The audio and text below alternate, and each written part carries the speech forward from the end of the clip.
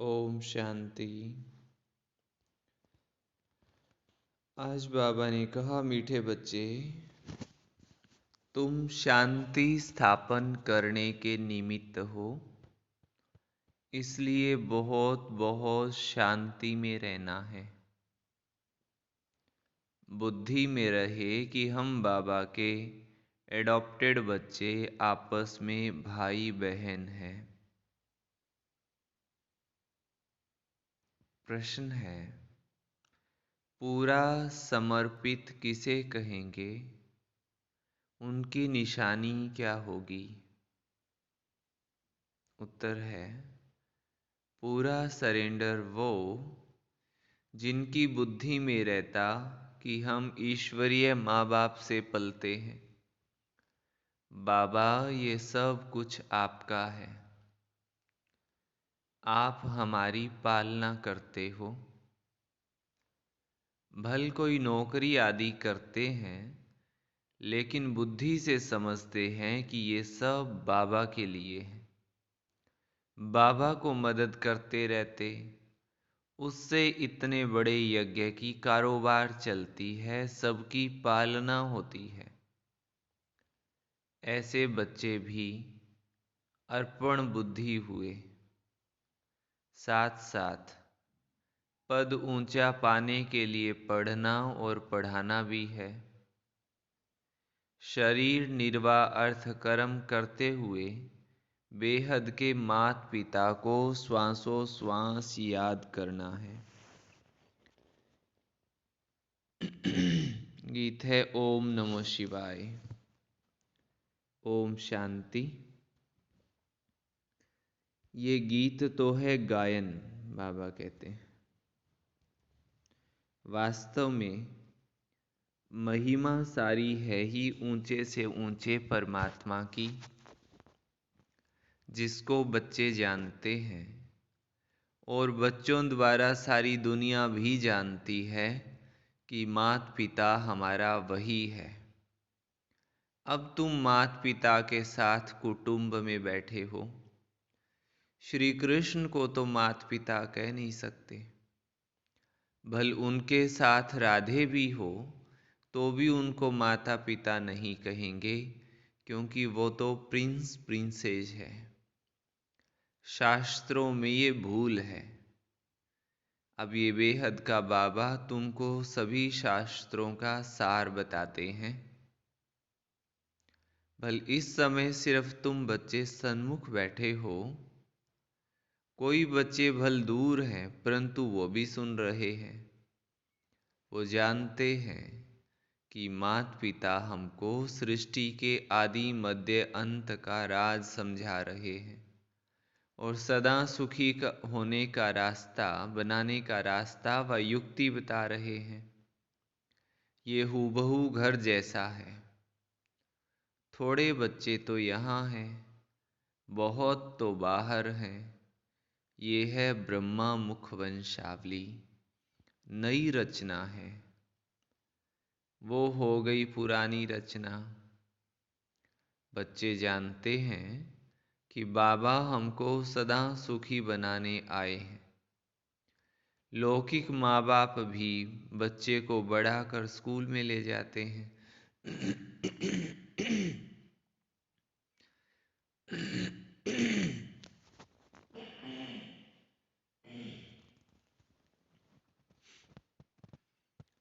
School में ले जाते हैं। यहाँ बेहद का बाबा हमको पढ़ा भी रहे हैं, हमारी पालना भी कर रहे हैं। तुम बच्चों को अब एक के बगैर दूसरा कोई रहा ही नहीं है। माँ बाप भी समझते हैं ये हमारे बच्चे हैं। लौकिक कुटुंब होगा तो 10-15 बच्चे होंगे, 2-3 शादी की होगी। यहाँ तो ये सब बाबा के बच्चे बैठे हैं। जितने भी बच्चे पैदा करने हैं, सो अभी भी ब्रह्मा मुख कमल द्वारा करने हैं। पीछे तो बच्चे पैदा करने ही नहीं हैं, सभी को वापस जाना है। ये एक ही एडॉप्टेड माता निमित्त है ब्रह्मा। ये बड़ी वंडरफुल बात है। ये तो ज़रूर है, गरीब का बच्चा समझेगा कि हमारा बाबा गरीब है। साहूकार का बच्चा समझेगा कि हमारा बाबा साहूकार है। वो तो अनेक माँ बाप हैं। ये तो सारे जगत का एक ही माता पिता है। तुम सभी जानते हो कि हम उनके मुख से एडॉप्ट हुए हैं। ये हमारा पारलौकिक माँ बाप है।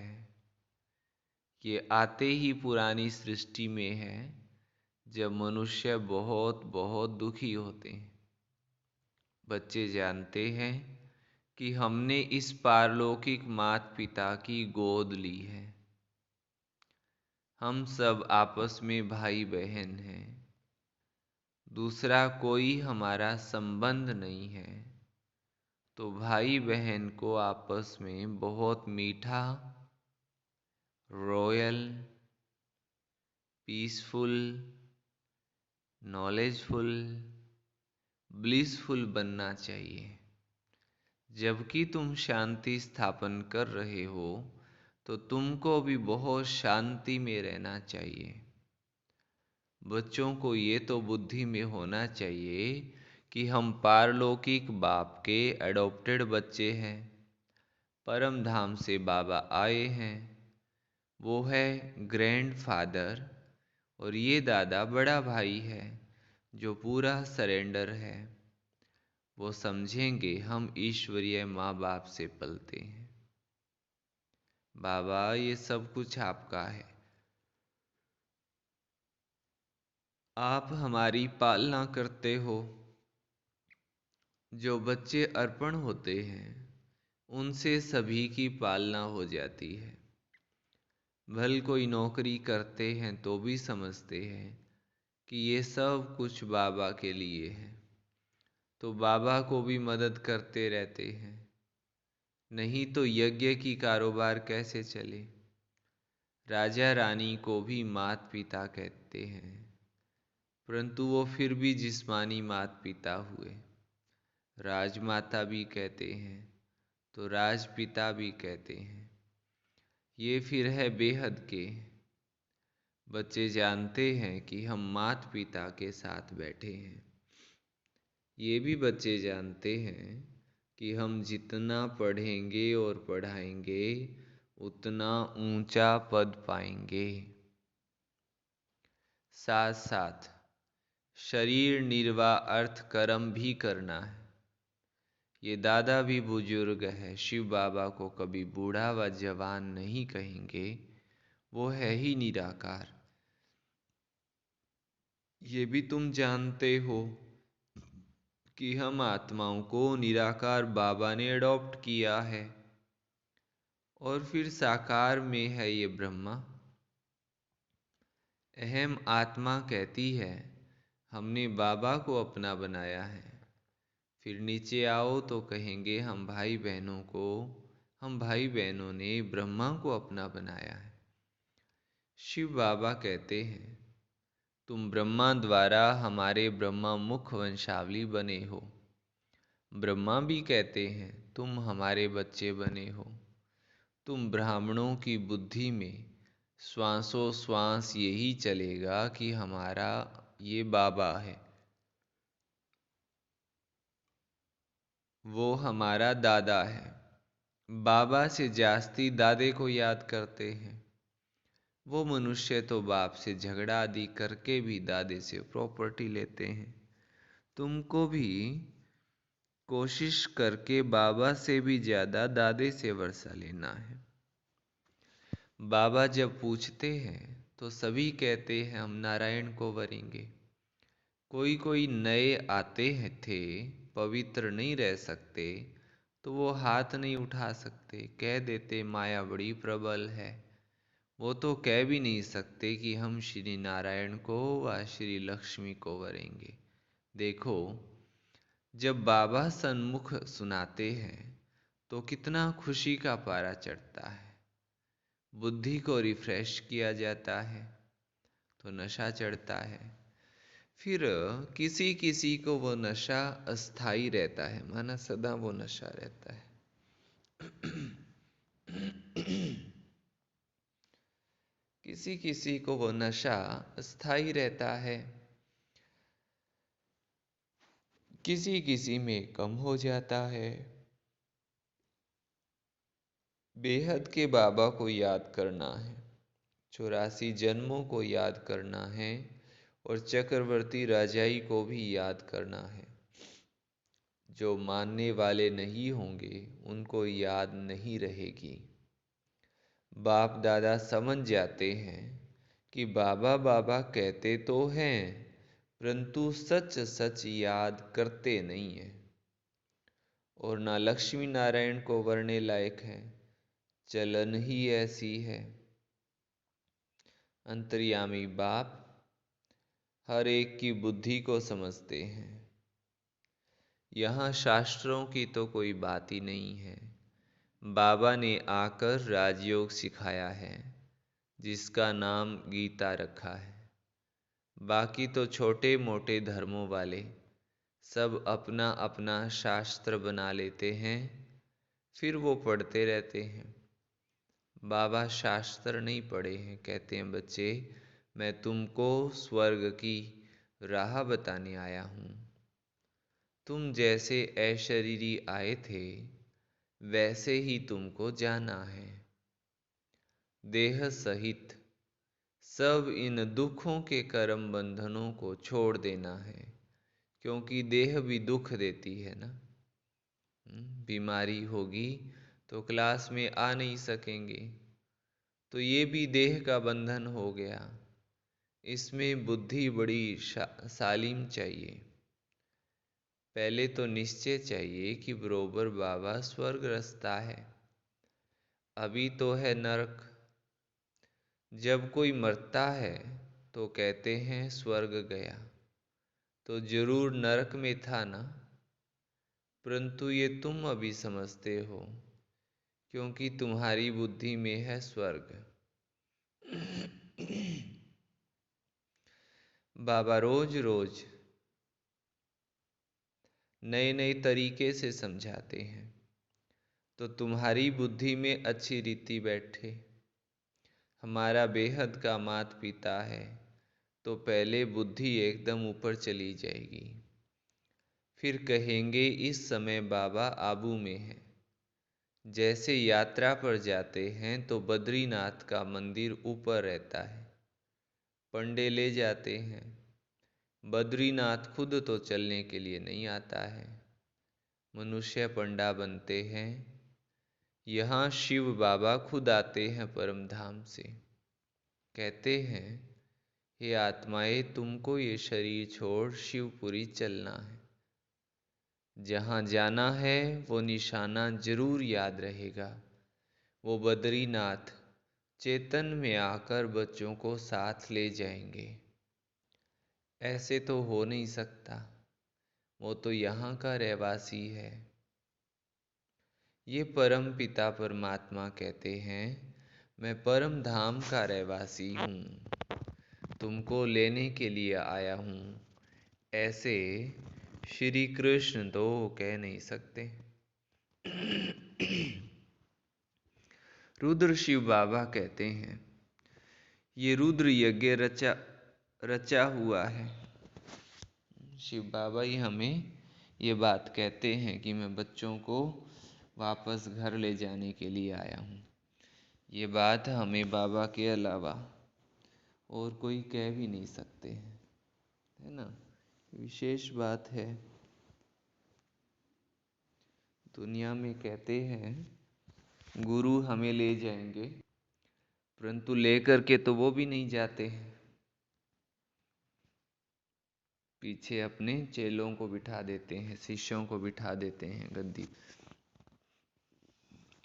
परंतु बाबा ले जाते हैं। रुद्र शिव बाबा कहते हैं ये रुद्र यज्ञ रचा हुआ है। गीता में भी रुद्र की बात लिखी हुई है। वो रूहानी बाबा कहते हैं मुझे याद करो। बाबा ऐसी युक्ति से यात्रा सिखाते हैं जो जब विनाश हो तो तुम आत्मा अपना शरीर छोड़ सीधा बाबा के पास चले जाएंगे। फिर तो शुद्ध आत्मा को शुद्ध शरीर चाहिए, सो तब होगा जब नई सृष्टि हो। अभी तो सभी आत्माएं मच्छरों सदृश वापस जाएंगी बाबा के साथ, इसलिए उनको खिवैया भी कहा जाता है। इस विषय सागर से उस पार ले जाते हैं। श्री कृष्ण को खिवैया नहीं कह सकते। बाबा ही इस दुख के संसार से सुख के संसार में ले जाते हैं। यही भारत विष्णुपुरी लक्ष्मी नारायण का राज्य था, अब रावणपुरी है। रावण का चित्र भी दिखाना चाहिए। चित्रों से बहुत काम लेना है। जैसे हमारी आत्मा है वैसे बाबा की आत्मा है। सिर्फ हम पहले अज्ञानी थे, वो ज्ञान का सागर है। अज्ञानी उसको कहा जाता है जो रचता और रचना को नहीं जानते हैं। रचता द्वारा जो रचता और रचना को जानते हैं उनको ज्ञानी कहा जाता है। ये ज्ञान तुमको यहाँ मिलता है, सतयुग में नहीं मिलता है। वो लोग कहते हैं परमात्मा विश्व का मालिक है। मनुष्य उस मालिक को याद करते हैं, परंतु वास्तव में विश्व का अथवा सृष्टि का मालिक तो लक्ष्मी नारायण बनते हैं।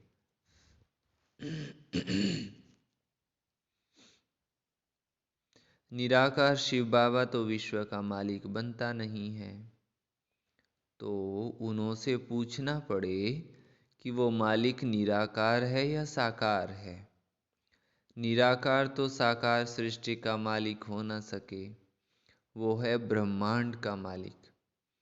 वही आकर पतित दुनिया को बोलो क्या करते हैं, पावन बनाते हैं।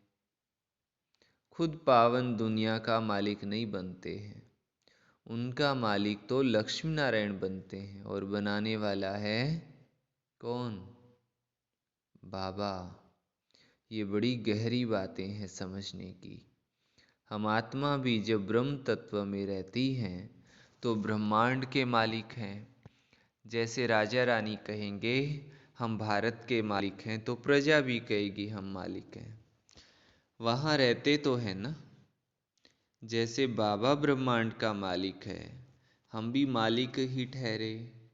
फिर बाबा आकर नई सृष्टि मनुष्य सृष्टि रचते हैं। कहते हैं मुझे इस पर राज नहीं करना है, मैं मनुष्य नहीं बनता हूँ, मैं तो ये शरीर लोन में लेता हूँ।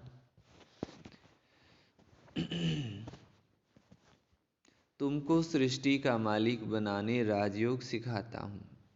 तुम जितना पुरुषार्थ करेंगे उतना पद ऊंचा पाएंगे, इसमें कमी मत करो। टीचर तो सभी को पढ़ाते हैं। अगर इम्तिहान में बहुत पास होते हैं तो टीचर का भी शो होता है, फिर उनको गवर्नमेंट से लिफ्ट मिलती है।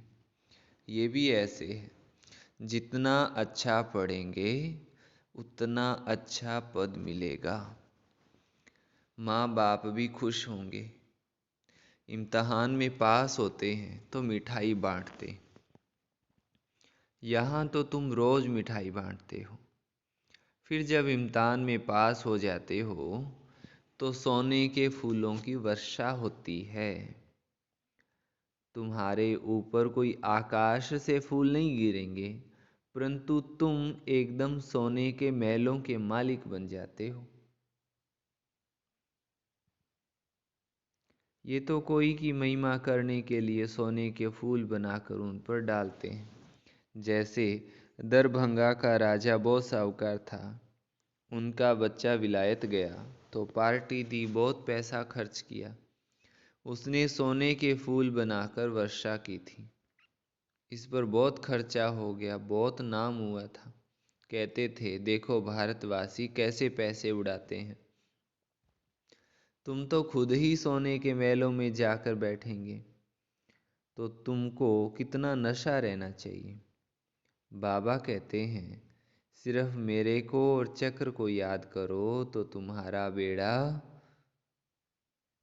बेड़ा पार हो जाएगा। कितना सहज है। तुम बच्चे हो चैतन्य परवाने और बाबा है चैतन्य क्षमा। तुम कहते हो अभी हमारा राज्य स्थापन होना है। अब सच्चा बाबा आया हुआ है भक्ति का फल देने। बाबा ने खुद बतलाया है मैं कैसे आकर नए ब्राह्मणों की सृष्टि रचता हूँ। मुझे जरूर आना पड़े। तुम बच्चे जानते हो हम ब्रह्मा कुमार और कुमारियाँ हैं, शिव बाबा के पोत्रे हैं। ये फैमिली है वंडरफुल। ये परिवार कमाल का है। कैसे देवी देवता धर्म का कलम लग रहा है, झाड़ में स्पष्ट है। नीचे तुम बैठे हो। तुम बच्चे कितने सौभाग्यशाली हो।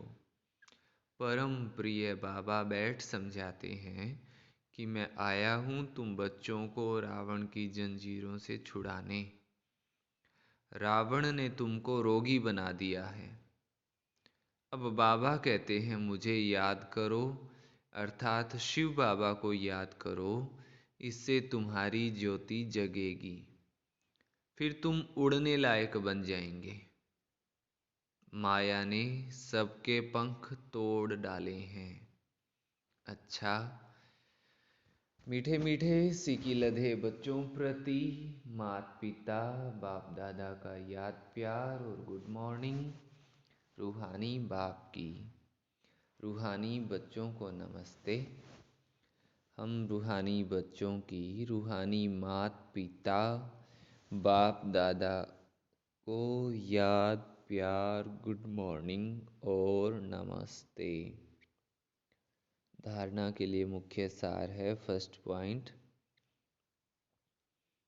बुद्धि को सालीम बनाने के लिए देह में रहते देह के बंधन से न्यारा रहना है। बुद्धि को सालीम बनाने के लिए देह में रहते देह के बंधन से न्यारा रहना है। अशरीरी बनने का अभ्यास करना है। बीमारी आदि के समय भी बाबा की याद में रहना है। बीमारी आदि के समय भी बाबा की याद में रहना है। सेकंड पॉइंट है पारलौकिक माता पिता के बच्चे बने हैं, इसलिए बहुत बहुत मीठा, रॉयल, शांत, ज्ञानी और रहमदिल बनना है। इतने ऊंचे माता पिता के हम बच्चे बने हैं तो हमें बहुत बहुत शांत, शीतल, रॉयल, ज्ञानवान और रहमदिल वरदानी मूर्त बनकर रहना है। शांति में रहे शांति स्थापन करनी है।